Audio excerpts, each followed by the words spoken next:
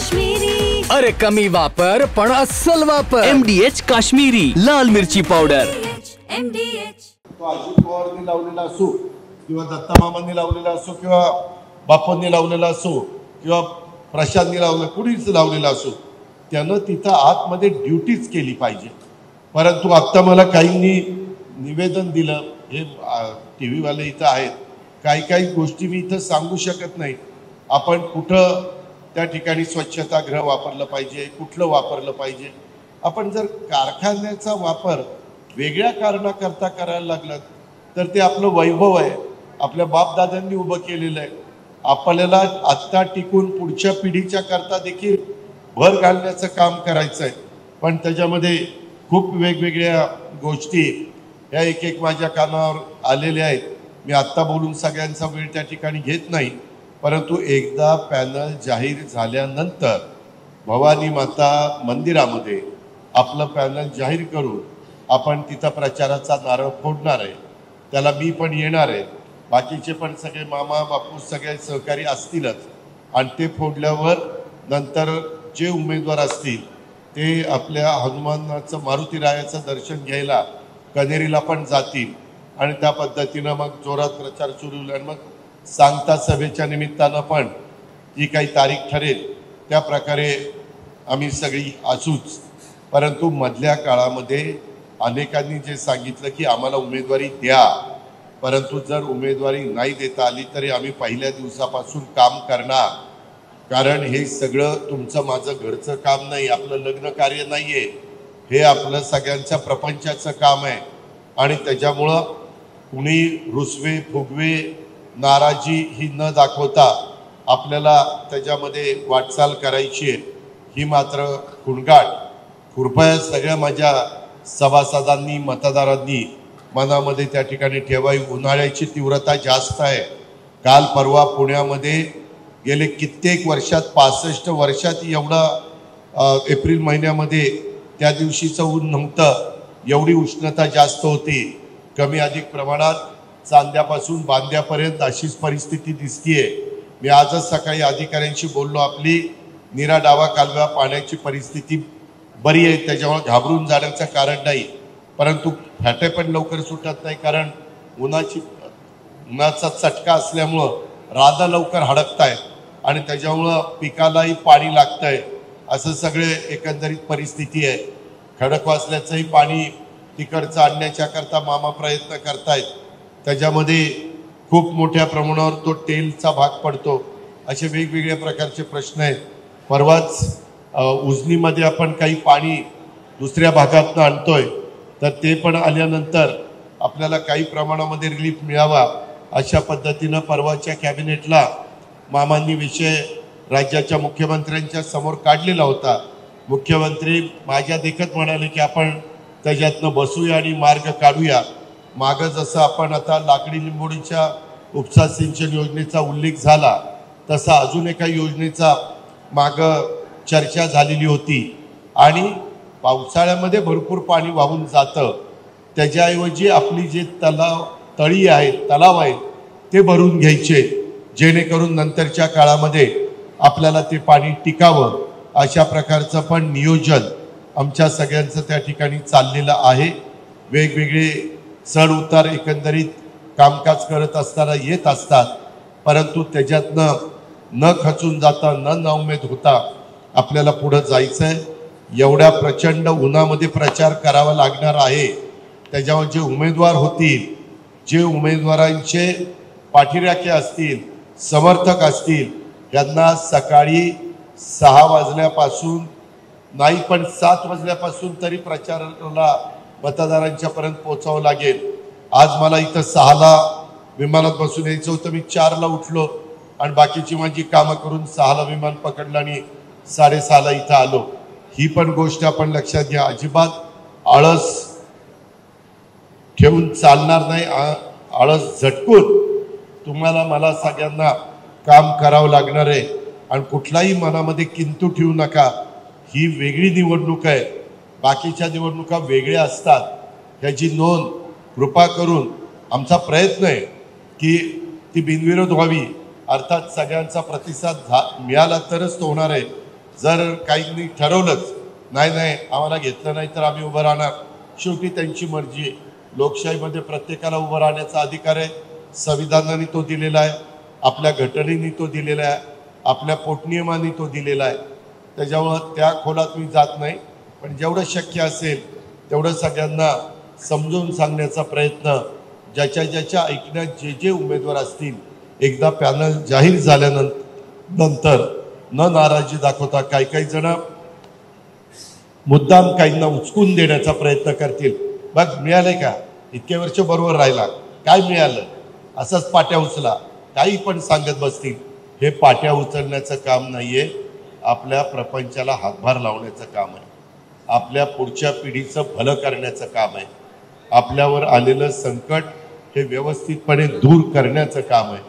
आपलं जे पूर्वीचं वैभव आपल्या बापदाद्यांनी आपल्या वडीलधाऱ्यांनी उभं केलेलं होतं, त्या वैभव पूर्वीचे दिवस पुन्हा आपल्याला आपल्या सभासदांना आपल्या सगळ्या 53 गावं ना गावावर 53 गावं त्यांना सगळ्यांना इंदापूर बारामती तालुक्यातल्या लोकांना ते दाखवायचं आहे.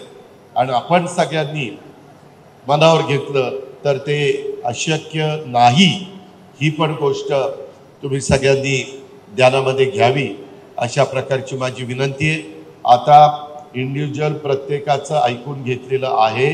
परत आम्ही पुण्याला गेलो की पुण्याला येऊन काही वेगळं भेटायचं, मुंबईला येऊन वेगळं भेटायचं, हात जोडून सांगतो आता कुठं भेटू नका, नाही तर भेटायला आलं तर त्याला काटच मारील, आता देणारच नाही. त्याच्यामुळं आता भेटू नका.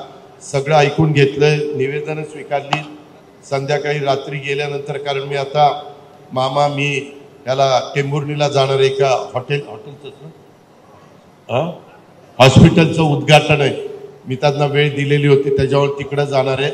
तर आपण गैरसमज करून घेऊ नका. जे काही उमेदवार ठरतील त्यांना जो काही आम्ही सांगू की निवडणुकीच्या करता हा खर्च येणार आहे, तो खर्च त्यांना त्या ठिकाणी द्यावा लागेल. आणि तशा पद्धतीनं मग पोस्टर्स असतील, जे काही आपलं चिन्ह असेल, जी काही प्रचार यंत्रणा असेल, गाड्या असतील, लाऊडस्पीकर असतील, वेगवेगळ्या सभांच्या निमित्तानं जी तयारी करायची असते ती असतील, मतपत्रिकेचा नमुना असेल, अशा बऱ्याच गोष्टी असतात. त्या सगळ्या मी सांगत बसत नाही, कारण आपल्याला नंतरच्या काळामध्ये तसा वेळ मर्यादित राहणार आहे.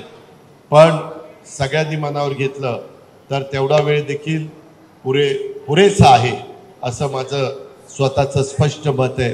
त्याची नोंद माझ्या छत्रपती सहकारी साखर कारखान्याच्या ऊस उत्पादक शेतकऱ्यांनी जरूर घ्यावी.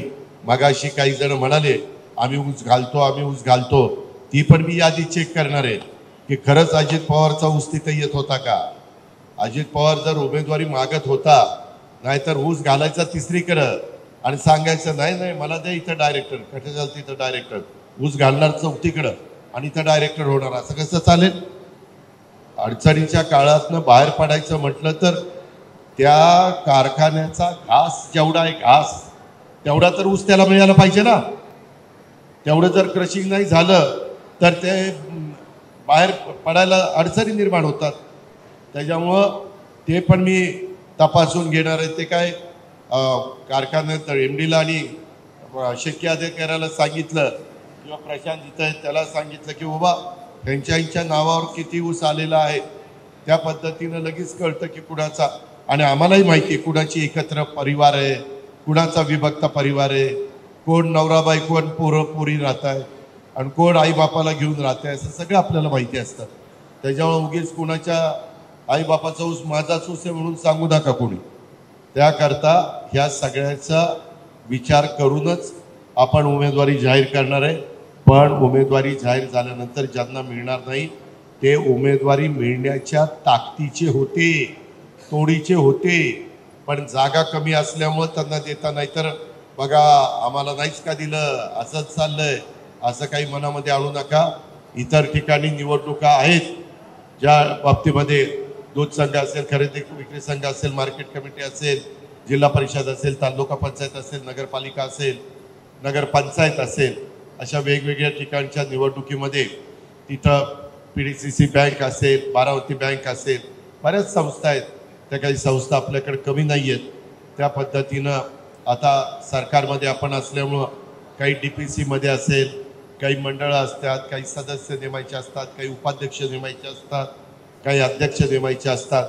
अशा वेगवेगळ्या ठिकाणी वेगवेगळ्या घटकाला सामावून घेण्याचा प्रयत्न आणि साधारण जास्तीत जास्त समाजाला किंवा व्यक्तींना तिथं कसं प्रतिनिधित्व देता येईल, घटकाला कसं प्रतिनिधित्व देता येईल हाही विचार हा साकल्यांनी केला जाईल अशा प्रकारची खात्री मी आजच्या या बैठकीच्या निमित्तानं देतो. आपल्याला बहुतेकांना सकाळपासून 9 वाजल्यापासून आम्ही सुरुवात केली, 4 वाजले, 9 ते 4च साधारण वेळ दिलेला होता. परंतु आपण सगळ्यांनीच जास्तीत जास्त, काही जण थोडे आजारी असल्यामुळे येऊ शकले नाही, काही जणांना इतर काही अडचण असेल आणि काही जणांना आपल्याबरोबर यायचं नसेल म्हणून पण आले नसतील. काय तो त्यांचा अधिकार आहे, ती त्यांची मर्जी आहे, त्याबद्दल मी काही जास्त बोलू इच्छित नाही. पण ह्या पद्धतीनं आपण पुढं जाऊया आणि आपण सगळ्यांनी साथ द्या, आपण सगळ्यांनी सहकार्य करा आणि पुन्हा एकदा श्री छत्रपती सहकारी साखर कारखान्याचे पूर्वीचं वैभव प्राप्त करून देण्याच्या करता ऋतुराज साहेबराव जाचक बापू यांच्या नेतृत्वाखाली आपण मागाशी आता कोणी काही पण मधीच टूम काढतात, 5 वर्ष द्या, 5 वर्षच दिलेले कशाला चर्चा करतात. मी आता स्वतः सांगतोय 5 वर्ष दिलेले, काळजी करू नका. व्हाईस चेअरमनच्या बद्दल कदाचित बापू ज्या गटातले समजा 1 नंबर गट बरोबर, 1 नंबर गट, त्याच्यावर 2, 3, 4, 5, 6 त्या गटामध्ये 1 वर्षाच्या करता व्हाईस चेअरमन देऊ, म्हणजे 5ही गटाला 1 वर्ष मिळेल आणि तो 1 नंबर गटाला 5 वर्ष पद मिळेल. अशा पद्धतीने आपण जो, कारण तिथं नुसतं पद भुषवायची नाही, तिथं काम करायचंय, तिथं कष्ट घ्यायचे, मेहनत घ्यायची, तिथं आपल्या भाषेत सांगायचं तर घाम गाळायचा आहे. ह्या सगळ्या गोष्टी बाबांनो कराव्या लागतील, तर ते सगळं चांगलं घडेल आणि ते घडावं अशी पर्वत आपल्या सगळ्यांना, त्याकरता तुम्ही सगळ्यांनी साथ द्या, आशीर्वाद द्या, सहकार्य करा अशा प्रकारची विनंती करतो आणि या ठिकाणी थांबतो. जय हिंद, जय महाराष्ट्र. MDH चा किचन किंग मसाला किचन मध्ये असला तर आपण काहीही बनवू शकतो. वांग्याचं भरीत, आलू गोबी, भेंडी मसाला आणि भरपूर काही. MDH